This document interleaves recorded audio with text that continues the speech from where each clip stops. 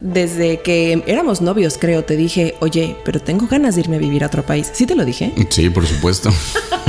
Y entonces me puso cara de, pero yo no me quiero ir de mi país. Cabe destacar que yo ni de la ciudad quería salirme. Y de pronto llamaste hogar a un país que no es el tuyo, donde la salsa no pica y las fiestas mexicanas son el 5 de mayo.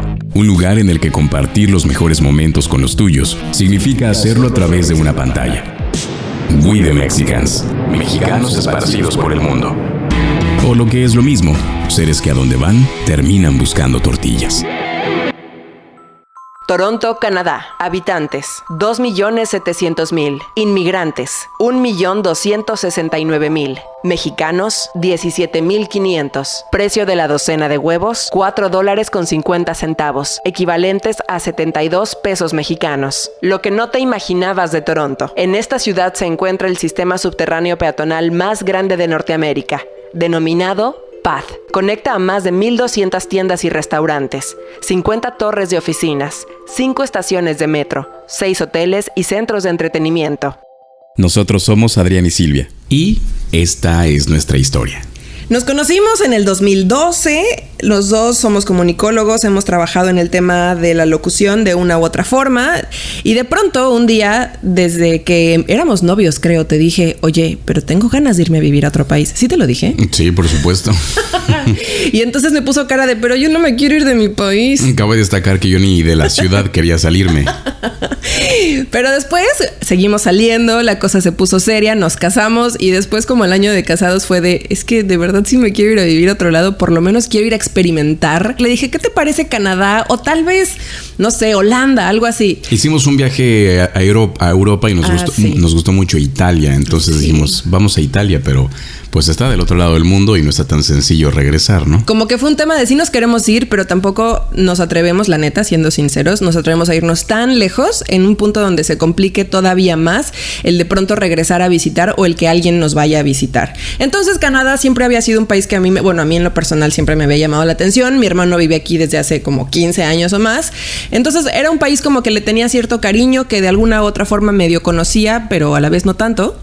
Y entonces encontré de pronto un programa bastante bueno para estudiar aquí y pues bueno, dimos el brinco, así en pocas palabras dimos el brinco, ya teníamos un poco de conocimiento de inglés, intentamos perfeccionarlo lo mejor posible antes de venirnos y llegamos aquí hace aproximadamente 2 años y desde entonces, ¡pum!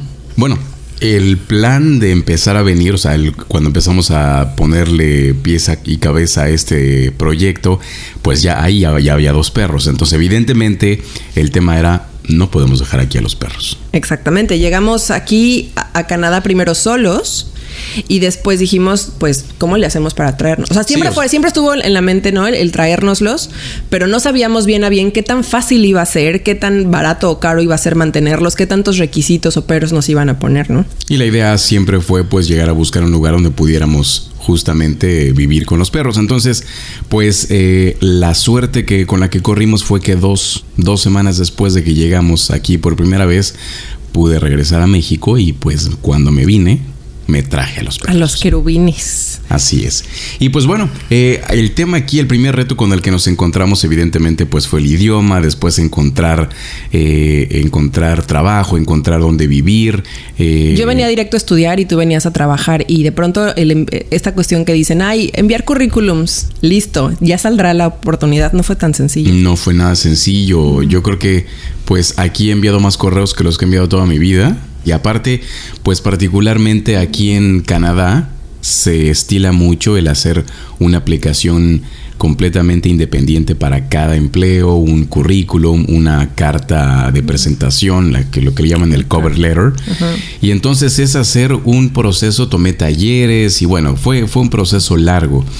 Y pues algo que también se estila mucho aquí es el voluntariado. Entonces, como Silvia estaba en la escuela la mitad del día, pues entonces dijimos, hay que empezar a ver un voluntariado para que a ella no se le haga tan complicado el tener un empleo posterior. Exactamente, porque en teoría el voluntariado ya te da como una especie de experiencia laboral, comillas, ¿no? Exactamente, pero eso funcionó y afortunadamente de ese voluntariado que hice al principio en una estación de radio latina, de ahí salió el trabajo que hoy en día los dos tenemos. Exactamente, pero antes de eso se me iban de repente cayendo las ilusiones de encontrar algún empleo en una empresa, porque o te piden que tengas la experiencia local o que vengas recomendado, y entonces eso pues limitaba mucho las opciones. Y entonces una de las ramas de los trabajos donde no hay este tipo de requerimientos son las ventas. Todos lados se requieren vendedores. En todos lados se requieren vendedores, y yo lo que siempre dije, a mí me choca vender, pues terminé vendiendo. Pero la verdad es que fue una muy buena experiencia, porque es estar hablando todo el tiempo, estar practicando el inglés, estar teniendo contacto con gente de muchísimas partes del mundo, porque pues bueno, Toronto es una ciudad multicultural. El 50% de la gente que vive aquí no nació aquí. Entonces pues eso es estar abriendo tu esquema a muchos tipos de inglés, muchos tipos de acentos, y entonces pues eso te empieza a ayudar mucho, ¿no? En practicar, exactamente. Hablar muchísimo. Que de hecho justo cuando te cambias de país, uno de los mayores retos pues es justamente el otro idioma. Aquí afortunadamente es un idioma que es más o menos cercano a México, no es como la gente que aprende, no sé, árabe o algo así. Aquí el inglés, tomamos clases en México, ya sabíamos inglés, y nosotros según veníamos como bien preparados, y sí, nada más falta que se me pegue el acento de allá y ya está. Y la verdad es que no fue nada sencillo. Por ejemplo, la primera vez o las primeras veces que hablábamos por teléfono, según nosotros sabíamos inglés. El reto número 1 aquí, o sea, no es ni siquiera preguntar una dirección, ni preguntar dónde puedes pagar el transporte público, es hacer una llamada telefónica. Exactamente. Entonces me acuerdo que esa vez estábamos justamente a punto de entrar al metro, y me llamaron de la empresa donde contratamos Internet, creo. Internet o algo así. Sí. El punto es que era una llamada de servicio para ofrecer un beneficio adicional, y entonces empecé a escuchar pues una metralleta de puras palabras en inglés, y entonces le dije, nada más, muchas gracias, mándeme esa información por correo. Y fue lo mismo cuando estábamos encontrando casa, ¿no? Bueno, encontramos departamento para rentar. Hacer trámites en inglés es otra odisea gigante, porque es algo en lo que en las escuelas de inglés en México nunca nadie te enseña. Los trámites, el nombre de cada documento. Ay, no. Y además gran parte de todo eso se hace también por teléfono. Entonces es otro asunto bastante complicado. Y después, cuando va pasando el tiempo, afortunadamente el cerebro se va acostumbrando más, como tú, que tuviste la oportunidad de estar en centros comerciales todo el día hablando con gente de distintos lugares, y de pronto estás tanto el tiempo en contacto con este idioma que solito te empiezas a cachar usando el famoso Spanglish. Ubico muchas personas que en México dicen, ay, sí, ya regresó de ese país y ya se cree mucho y dice algunas palabras en inglés, ¿no? Como publicista, que les encantan las palabras o los términos en inglés. Pero es cierto como el cerebro de pronto va adquiriendo o va conceptualizando determinado objeto o determinada cosa, la conceptualiza en inglés, y cuando estés hablando en español, si te refieres a ese sustantivo, lo dices solito en inglés, sin pensarlo. O lo traduces. ¿Qué tal cuando lo traduces? El famoso accommodation por acá, que es el hospedaje. Sí. De pronto platicando entre los dos, me acuerdo un día aquí en español, obviamente. Ah, no, sí, la acomodación. ¿Por qué dijiste acomodación? Eso no se dice, es hospedaje.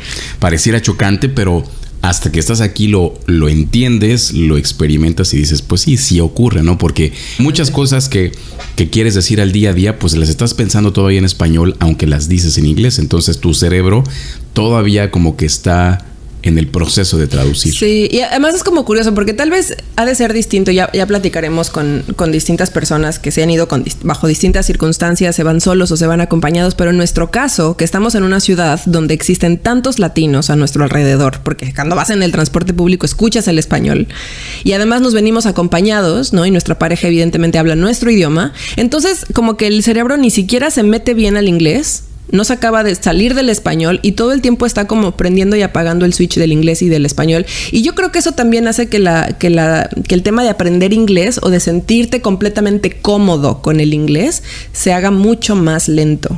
También anécdotas curiosas que suceden con el inglés es como esta cuestión de, según tú estás pronunciando determinada palabra de la manera correcta y un local no te entiende. Sí, cuando el local te pone la cara de ¿qué estás diciendo? Y así de, te juro que dije lo que es correcto, estoy diciendo la palabra correcta. Dijimos, hace poco me acuerdo de la palabra flurries. estábamos aquí abajo con un vecino que es de Inglaterra, es de Irlanda, por allá. Irlandés, creo. Creo que es irlandés. También tiene un inglés que no es canadiense o si no es un inglés extraño. Pero le estábamos diciendo, sí, mañana entonces van a caer flurries. Flurries es como un tipo de nieve. Y entonces nos dice, ¿van a caer qué? Y ahí voy otra vez, the flurries. ¿Qué?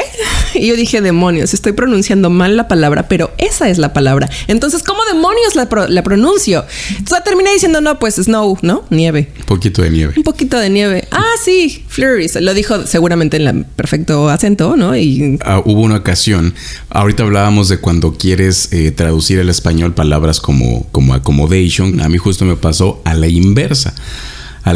Que aquí una ventaja que tiene Canadá y que tiene Toronto es que puedes devolver fácilmente cualquier cosa que compres.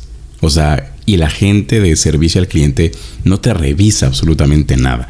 Bueno, entonces fui a devolver un aparato, ¿no? Y venía con el switch del inglés apagado. Y entonces venía pensando en la palabra devolución. Y entonces dije, pues, ¿cómo la traduzco al inglés? Pues devolution. Y entonces llegué y le digo a la señora de atención al cliente, say one devolution. Yo así bien propio dije, pues hasta mi acento está chido, ¿no? Y se me quedó viendo así como de... Lo dije como 3 veces hasta que se desesperó y volteó con una compañera que tenía ahí y le dijo, no le entiendo. Y entonces, aparte, bueno, se me hace que la agarré en sus 5 minutos, 0 paciencia. Uh-huh. Y entonces ya la otra con una semisonrisa me dijo, ¿qué necesita? Total que dije lo mismo y dije, bueno, entonces igual, que estoy diciendo mal, ¿no? Uh-huh. O sea, ni siquiera ahí te cayó el 20. Ni siquiera ahí me cayó el 20. Entonces le dije, bueno, esto que compré ya no lo quiero. Ah, usted quiere return, you want a return. Quiere regresarlo. Y yo, era eso. ¿Y si es cierto? Esa era la palabra. Sí, perdón, eso es lo que quiero. Y sí, o sea, son momentos en los que tú vienes bien seguro porque esa es la palabra, porque como quiera que sea, tu cerebro sigue conectado con el otro idioma y es horrible que quedas completamente en ridículo. Oye, la pregunta que siempre nos hacen nuestros amigos cuando los vemos o cuando hablamos con ellos, y hace tiempo que no hablamos con ellos, y te dicen típico, ¿cómo va todo por allá? ¿Ya están muy fregones en el inglés? ¿Cómo les dices? O sea, sí, pero no. Es un tema muy extraño cómo el cerebro se puede ir acostumbrando mucho a entenderlo, ¿no? El entender las películas, entender todo. Cuando lees mucho más rápido. Pero el tema de expresarte y sentirte cómodo con el inglés para ser tú mismo en otro idioma, eso cuesta mucho trabajo y tal vez es también un tema que complica el hacer amigos, por ejemplo. Sí, por supuesto. De hecho, pues algo que particularmente a nosotros sí nos ha limitado, pues es eso, como decía Silvia, que los dos hablamos español, evidentemente, no lo practicamos entre nosotros. Y aunque, por ejemplo, buscamos la manera de estar todo el tiempo empapándonos del inglés y todas las series que vemos, evidentemente, están en inglés y de repente si nos apoyamos de subtítulos son en inglés.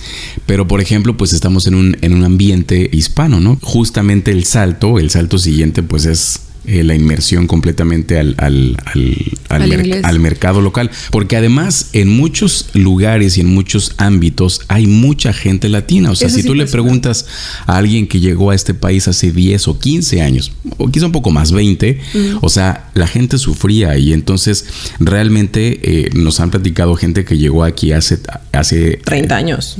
Muchísimo tiempo, y la gente lloraba cuando escuchaba en el camión o caminando y escuchabas a alguien hablar español y decías, bueno, o sea, por favor dime, vámonos a comer juntos y vamos a platicar tantito español porque nadie lo habla. Ahorita es completamente normal ir o en el transporte público o estar en el supermercado o ir caminando y escuchar a alguien hablando es como, español. Me acuerdo que una vez cuando trabajabas todavía en este tema de ventas, te pusieron a un chavito de Chile, a entrenarlo y te dijo, por favor no me hables en español, ¿no? O algo así. Sí, porque en este trabajo de ventas, pues ahí pues había gente de todos lados del mundo. Y pues es un trabajo donde vas entrenando a la gente que va llegando, ¿no? Entonces mi jefa me dijo, ay, pues tú que ya estás más adelante, te voy a poner a un chico chileno, pues como hablan español. Se van a entender muy bien. Lo entrenas, ¿no? Y me acuerdo que pues toda la presentación cuando íbamos a la tienda donde íbamos a estar trabajando, pues platicando nuestra historia, todo en español. Y ya que llegamos al lugar de trabajo, me dice, por favor, ¿te puedo pedir que me hables en inglés? Porque yo entré a este trabajo para practicar en inglés y me ponen a un mexicano para que me explique. Yo en la escuela, por supuesto, sí me entrené muchísimo en el inglés y todo. Y me daba cuenta cómo después de pasar varias horas en inglés, mi cerebro salía como ya aceitado. Y después, otra vez. Pero si me preguntas, ¿te hiciste muchos amigos en la escuela? Sí, por supuesto. Tengo mis compañeros, son mis amigos. Pero hay algo que no deja de ser como...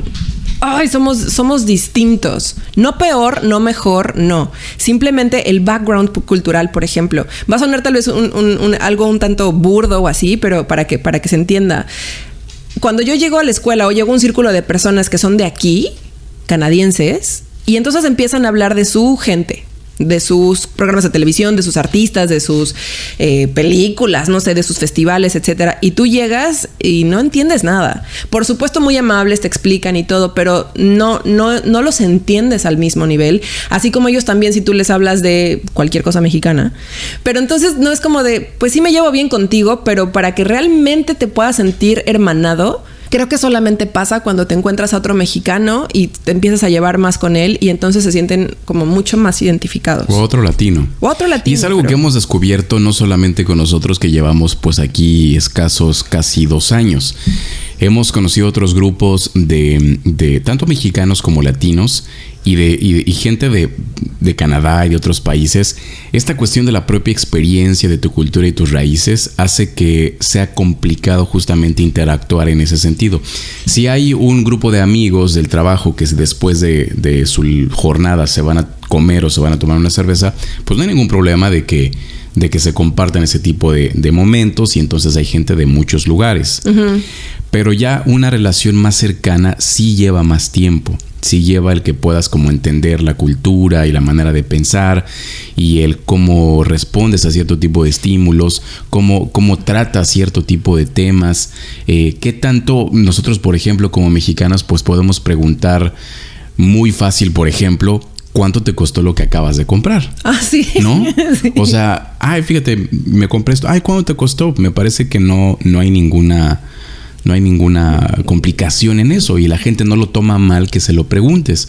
Pero aquí no lo puedes hacer o no así tan abiertamente. Hace poco, justamente un vecino que es de...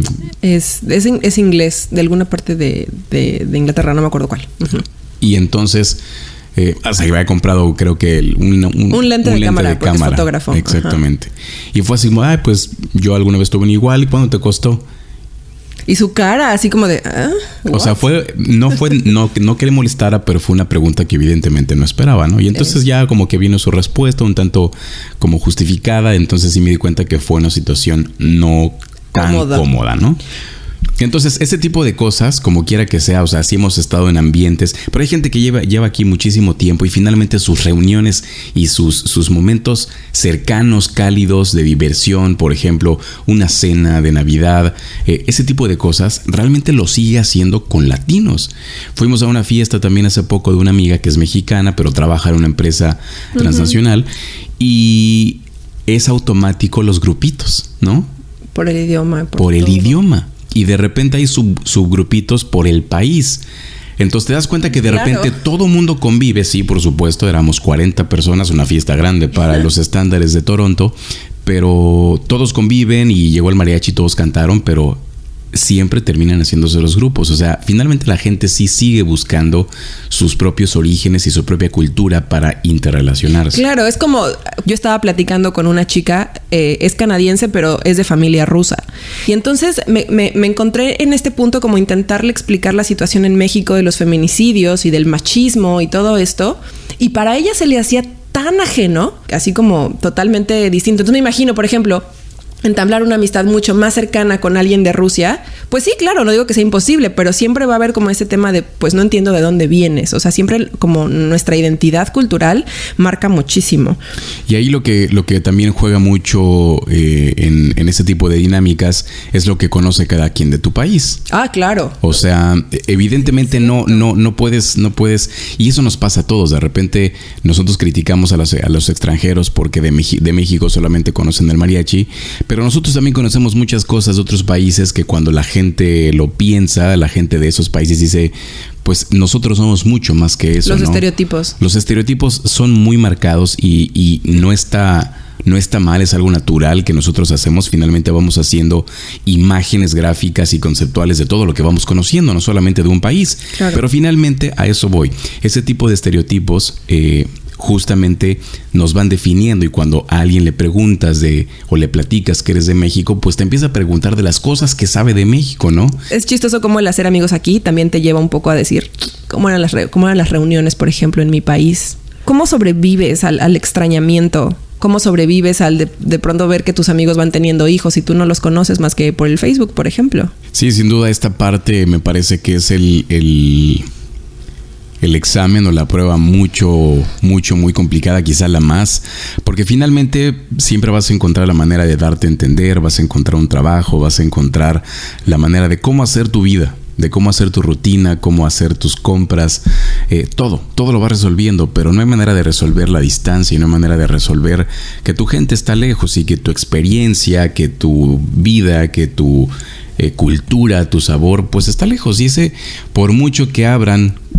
restaurantes mexicanos o latinos al por mayor en una ciudad como Toronto, pues nunca va a ser lo mismo. Nunca va a ser lo mismo. La experiencia que conlleva no es simplemente el sabor, porque el sabor puede ser que alguien le atine. Y de repente hemos probado tacos al pastor y de verdad es darle 3 mordidas y sentir como la lágrima te sale. Te sale porque dices, es que sí sabe mucho, muy cercano a ese sabor que tanto extrañas. Pero no solamente eso, porque te comes unos tacos al pastor después de ir a un concierto o después de salir del cine o después de una fiesta, y es toda la experiencia de ir y estacionarte y bajarte por los tacos. Eso no lo vas a vivir aquí. Por eso justo la pregunta siguiente es, ¿regresarías a México? Sí, justamente es una pregunta profunda, porque a esas alturas de la vida, pues ya pones sobre la balanza muchas cosas. Uh-huh. No solamente el decir lo que acabamos de explicar, ¿no? Lo que extrañas y la comida, las experiencias. Ya lo que juega un papel importante hoy, pues es el proyecto de vida. El proyecto de qué es lo que yo quiero para los siguientes 5, 10, 15, 20, 30 años. Qué es lo que quiero para mis hijos, qué es lo que quiero para mi propio desarrollo, exactamente. Entonces, pues sí, se complica un tanto la decisión, pero me parece que muchas veces o casi siempre la balanza se carga más de este lado. Yo lo veo así, no sé si te lo había dicho, pero yo lo veo así, es como un reto de todos los días vivir en el aquí y en el ahora. Hoy está Toronto. Hoy está este departamento y está este trabajo. Hoy está esta gente alrededor de nosotros. Tenemos amigos, tenemos, como quiera que sea, una vida en 2 años, una vida más o menos desarrollada. Y tenemos un presente del cual no podemos quejarnos. Entonces, aunque sí, por supuesto, existe la nostalgia de todo lo que, de todas nuestras raíces, de todo tipo, que están allá, pues al final hoy es esto. Y no porque estoy aquí significa que no voy a dejar, que voy a dejar de lado lo que fui, ¿no? Y también no significa que no vamos a regresar. Sí, quizá de repente mucha gente lo que ha desarrollado es una estrategia para venir, trabajar, digamos, explotar su tiempo laboral, su vida, su periodo de vida laboral aquí, uh-huh, y se retiran en sus países. También hacen eso. Y entonces eso está muy interesante, también puede ser, porque aparte, dicho sea de paso, si de repente vienes y haces carrera profesional aquí y terminas retirándote, pues eso te da perfecto para vivir en cualquier país de América Latina súper holgado. Por eso ahora entendemos cómo es que llegas a San Miguel de Allende y está lleno de ancianos canadienses y europeos. Lo que pasa es que esa gente justamente busca lugares como esos para de repente por lo menos vivir 6 meses cuando aquí está haciendo un frío del demonio. Se van a lugares como México, como otros países. Sí, claro, no solo México, por exactamente, para retirarse, porque aparte le sale súper barato. Exactamente. Entonces, pues también eso, no pensar que porque ya emigraste a otro país ya es definitivo y entonces ya drama total. No, para nada. O sea, al final uno nunca sabe. ¿Cómo calificarías entonces en una frase la experiencia de haberte ido de tu país? Ay, Dios mío. Para mí sería la experiencia más retadora de mi vida y también la más enriquecedora. Yo lo pondría como aprendizaje constante. Porque he aprendido de mí misma, he aprendido de ti como pareja, como familia, como compañero de aventura, como de todo, hasta laboral, ¿por qué no? He aprendido de mi cultura, me ha retado también para saber más de mi propia cultura, de mi México. He aprendido, por supuesto, de otras culturas, o sea, todo el tiempo, todo es un aprendizaje, todo el tiempo, de tus estados de ánimo, de tu extrañamiento, de cómo te mueves del lugar cuando te sucede algo. Enfermarte aquí no es lo mismo que enfermarte en tu país, o sea, todo ese tipo de cosas es aprendizaje todo el tiempo. Sin duda es algo que nos está retando constantemente. Y me parece que si esa es la postura, si de repente tú que estás escuchando esto tienes como el proyecto, la idea, la inquietud, si esa es la mentalidad, y me parece que también se podría aplicar a cualquier proyecto. Si tu mentalidad es no llegar a un espacio donde vas a dominarlo todo, sino más bien a un lugar donde vas a estar aprendiendo, cualquier proyecto, claro, el que sea, es un buen proyecto. Mucha gente dice, ay, qué valientes ustedes que se han ido, yo no me atrevería. Y yo me quedo pensando, ¿sí realmente somos tan valientes? Igual y sí, por supuesto, no digo que no. Pero por el otro lado, creo que, y te soy muy honesta, yo cuando te dije vámonos de México, yo no me veía como alguien valiente. Al contrario, me veía como alguien de quiero descubrir algo más. No me imaginé, jamás me cruzó por la cabeza todos los retos que iba a implicar. Sí, sin duda ahí también juega un papel muy importante la disposición, porque por lo menos en el aspecto laboral venir a Canadá es un reto para cualquier persona. O sea, hemos conocido a doctores, ingenieros, abogados que llegaron aquí a empezar a trabajar de construcción, claro, o de limpieza o de... ¿Por qué? Porque aquí, lamentablemente, o afortunadamente los estándares laborales son muy altos y pues ahí sí, lamentablemente los estudios en un país como México, pues aquí no valen. Así. Claro, tienes es un show revalidar. O tienes que revalidar, pero para eso tienes que estudiar algo. Finalmente tienes que estudiar algo. Sí, o pagar mucho dinero. O pagar muchísimo dinero, y la verdad es que no es opción. Entonces la gente que llega aquí con una licenciatura, con una maestría, pues así es de gracias, pero pues aquí necesitas o estudiar o experiencia laboral local. O sea que a menos de que te traiga una empresa, pues entonces hay que venir a empezar desde abajo. Entonces me parece que es sumamente importante esa disposición. Quizá puedo tener la suerte de llegar a trabajar en mi medio, cosa que en ese sentido pues tuvimos muchísima suerte nosotros, pero sí es venir con la apertura mental y la disposición de entrarle a cualquier tipo de trabajo. Y aquí descubres algo que es súper importante, es que ningún trabajo es denigrante. Ay, eso es increíble. Ningún trabajo es denigrante. Primero, porque encuentras a cualquier persona haciendo cualquier tipo de trabajo. Y dos, porque la visión del canadiense, por lo menos en términos generales, es todos los trabajos son sumamente necesarios y son sumamente valorables, porque incluso en este rango de sueldos, todos son bien pagados. Exactamente. Y entonces, si de repente contratar un plomero en la Ciudad de México te conlleva 50 pesos y es pues una persona que más o menos le sabe, no digo que los plomeros sean así, pero bueno, así podría funcionar. Aquí es una persona que puede cobrarte $500 por repararte tu lavabo. Sí, o más. O más, porque aparte esa persona se certificó para hacer lo que hace y entonces cobran lo que quieren. Muchos de ellos ganan mucho mejor que varios oficinistas. Exactamente. Entonces, pues me parece que también ese aprendizaje es muy importante, darte cuenta que aquí la perspectiva se abre. Muchas personas, tanto locales como gente que llega, aquí se plantea cambiar de carrera.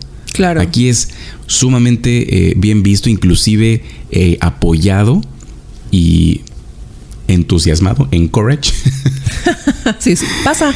O sea, la gente realmente se promueve mucho que si quieres cambiar de carrera, lo hagas. De repente, México, siendo una cultura tan tradicionalista, es así, no, pero es que toda tu vida has sido abogado, ¿cómo que ahora vas a vender seguros? Y todavía en esas alturas es un tanto como complejo. Pero aquí has sido doctor 20 años, pero ahora quieres ser decorador. Está perfecto. Tomas un curso, tomas un diplomado de un año y te vuelves decorador. Uh-huh. Y está perfecto. Exactamente, y nadie lo ve mal y todo. Eso está increíble. Eso me gusta, vivir en un lugar donde no hay clases, donde no se ve ni más arriba y ni más abajo al que sabe más o al que es güerito. O sea, eso está bastante bien. Bueno, pues ese tipo de temas son los que vamos a hablar también en los siguientes episodios, pero ya no solamente nuestra experiencia, sino vamos a compartir y queremos sobre todo conocer a quienes viven en otras partes del mundo. Hasta cierto punto siento que Canadá es un país que está cerca, que no es tan ajeno. Muchos han venido tal vez de viaje de turismo, pues.